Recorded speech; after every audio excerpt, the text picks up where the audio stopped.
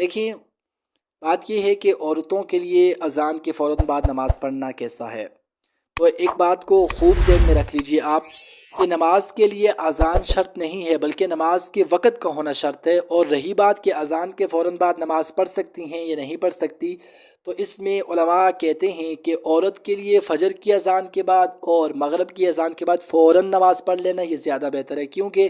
اندھیرے میں عورت کے لیے نماز پڑھنا بہتر ہے فجر میں، اور مغرب کے بعد زیادہ مغرب کی نماز کے اندر دیر کرنا یہ بھی مکروہ تحریمی ہے۔ تو فجر کی نماز کے بعد اور مغرب کی نماز کے بعد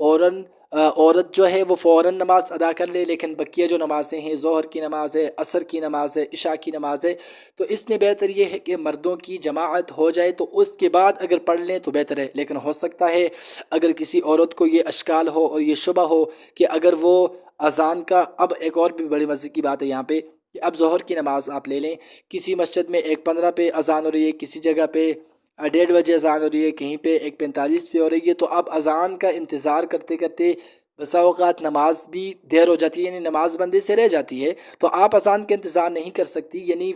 جیسے ہی وقت داخل ہو جائے تو آپ اپنی نماز کو ادا کر لیں، کیونکہ ہو سکتا ہے بعد میں کسی کام میں مصروفیت کی وجہ سے یا اذان کا انتظار کرتے کرتے آپ کی نماز کا وقت ہی نکل جائے، تو اس میں کوئی شبہ اور کوئی مسئلہ نہیں ہے کہ اذان کے فوراً بعد نماز پڑھ لی جائے یا کبھی کبھار اذان سے پہلے بھی نماز پڑھ، اس میں کوئی مسئلہ نہیں ہے۔